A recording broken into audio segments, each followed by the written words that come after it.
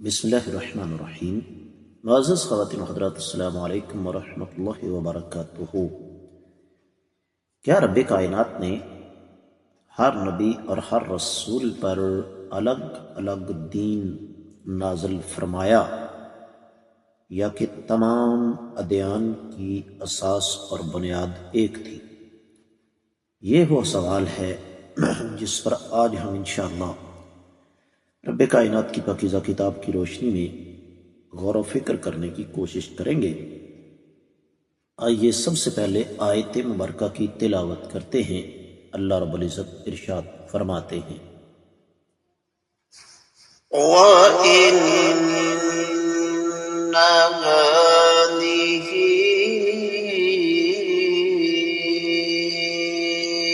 أُمَّتُكُمْ أُمَّةً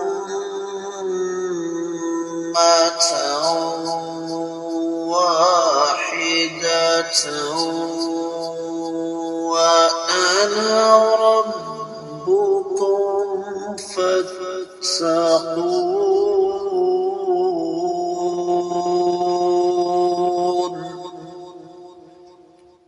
وَإِنَّ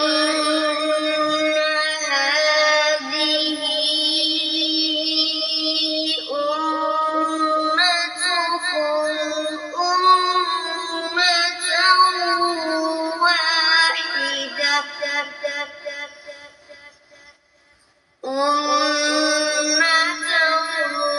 وَاحِدَةً وَأَنَا رَبُّكُمْ فَاتَّقُونِ۔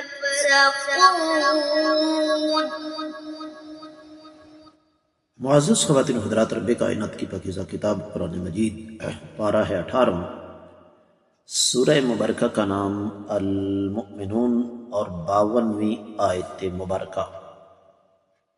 رب کائنات فرماتے ہیں، وَإِنَّ اور بلا شبہ ہَٰذِهِ یہ، اُمَّتُکم تمہارا دین، اُمَّتًا ایسا دین ہے، وَاحِدَةً جو ایک ہے، وَأَنَا اور میں، ربکم تمہارا رب ہوں، فَاتَّقُونِ پس تم مجھ سے ڈرتے رہو۔ با محاورہ ترجمہ سماعت فرمائیے گا، اور بلا شبہ تمہارا یہ دین ایک ہی ہے اور میں تمہارا رب ہوں، پس تم لوگ مجھ ہی سے ڈرتے رہو۔ معزز خواتین و حضرات، امام ابن کثیر رحمۃ اللہ علیہ نے اس آیت مبارکہ کی تفسیر بیان کرتے ہوئے واضح طور پر یہ ارشاد فرمایا کہ یہاں پر امت سے مراد دین ہے، کہ ساری انسانیت کا دین بنیادی طور پر ایک تھا، وَهُوَ الدَّعْوَةُ إِلَىٰ عِبَادَةِ اللَّهِ وَحْدَهُ لَا شَرِيكَ لَهُ، اور وہ یہ تھا کہ اللہ تعالیٰ کی توحید کی طرف لوگوں کو بلایا جائے، وہ ذات بابرکات جن کا کوئی شریک نہیں ہے۔ اور اس پر سورۃ الانبیاء میں تفصیل کے ساتھ بات ہو چکی ہے۔ امام ابن کثیر رحمۃ اللہ علیہ نے پھر یہاں پر ایک گرامر والی بات کی طرف اشارہ فرمایا، اور وہ یہ کہ امتاً واحدتاً یہ حال ہونے کی بنیاد پر منصوب ہے، لیکن ظاہر ہے یہ بات صرف اور صرف دین کے طلباء سمجھ سکتے ہیں، عام آدمی کا ایسی باتوں کے ساتھ کوئی تعلق واسطہ نہیں ہوتا۔ دیگر کتب تفسیر کا جائزہ لیا جائے تو اہل علم یہ فرماتے ہیں کہ یہاں پر رب کائنات کا یہ فرمان کہ وَإِنَّ هَٰذِهِ أُمَّتُكُمْ أُمَّةً وَاحِدَةً، اس سے مراد یہ ہے کہ وَقُلْنَا لِلرُّسُلِ، ہم نے انبیاء اور رسولوں سے یہ کہا کہ تم سارے کے سارے بنیادی طور پر ایک دین کے پیروکار ہو، اور وہ دین اسلام ہے، یعنی اللہ ملک العلام رب ذو الجلال والاکرام کی اطاعت کرنا۔ اسلام کا لفظی معنی معزز خواتین و حضرات اطاعت کرنا ہے۔ اور یہ بات جو کچھ میں آپ کی خدمت میں رکھ رہا ہوں، امام واحدی نے الوجیز میں، امام ابن عطیہ نے اپنی تفسیر میں، امام ابن تیمیہ رحمہ اللہ نے اپنے فتاوی میں ذکر فرمایا۔ ماضی قریب کی ایک عظیم ہستی ہیں امام شنقیطی، وہ فرماتے ہیں کہ اس سے مراد یہ بھی ہے کہ فلا تتفرقوا فی الدین، کبھی بھی دین کے اندر تفرقہ بازی کا شکار نہ ہو جانا۔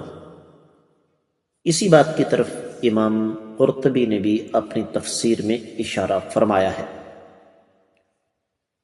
اور یہ مضمون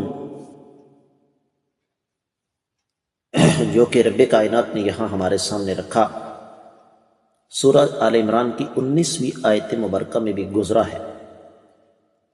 ان الدین عند اللہ الاسلام، ہر دور میں اللہ تعالیٰ کے ہاں دین تو اسلام ہی رہا ہے۔ اور پھر اسی مناسبت سے صحیح بخاری کی ایک حدیث بھی میں آپ کی خدمت میں رکھوں گا،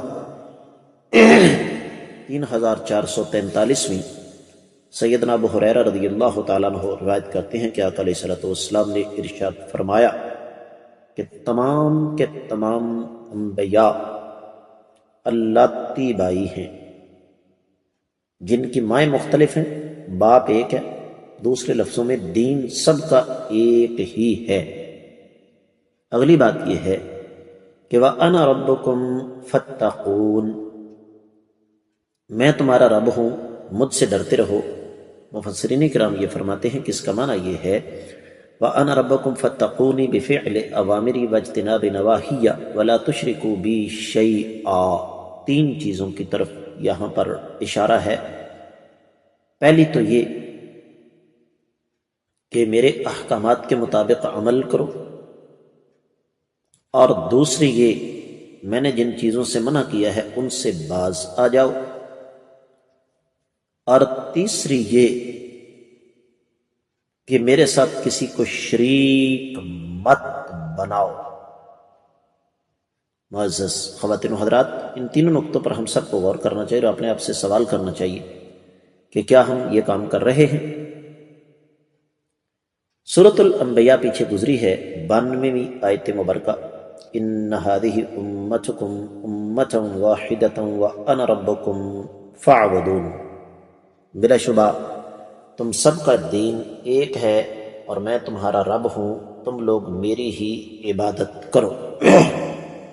تو معزز خواتین و حضرات، جو بات یہاں پر قابل غور ہے، سمجھنے والی ہے، وہ یہی کہ آدم علیہ السلام سے لے کر کائنات کے امام صلی اللہ علیہ وسلم تک ہر دین کی اساس اور بنیاد ایک تھی، عقیدہ ایک تھا، اور وہ تھی اللہ تعالیٰ کی توحید، اللہ تعالیٰ کی اطاعت اور انبیاء علیہ السلام کی اتباع۔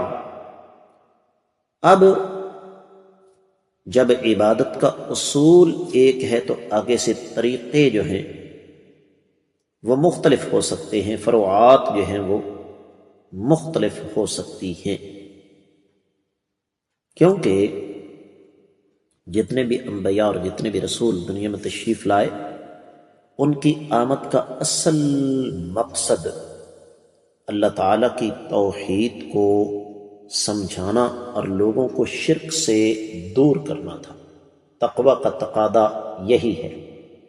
جس طرح کہ اللہ رب العزت نے قدم قدم پر کائنات کے امام صلی اللہ علیہ وآلہ وسلم کو قرآن مجید میں یہ بات سمجھائی، باور کروائی، اور یہی بات اللہ تعالی مجھے اور آپ کو بھی سمجھا رہے ہیں۔ تو حاصل کلام یہ ہے، اس آیت مبارکہ کا خلاصہ یہ ہے کہ ہر دور میں دین کی اساس اور بنیاد ایک رہی، آگے اس کی جزیات وہ وقت کے تقاضوں کے مطابق ہر دور میں تبدیل ہوتی رہیں۔ تو ہمیں بھی دین کی اساس اور بنیاد کو سمجھنا ہے، اور وہ اللہ تعالیٰ کی توحید اور اللہ تعالیٰ کی وحدانیت ہے۔ اس کے ساتھ ہی آج کے سبق سے اجازت چاہوں گا۔ السلام علیکم ورحمۃ اللہ وبرکاتہ۔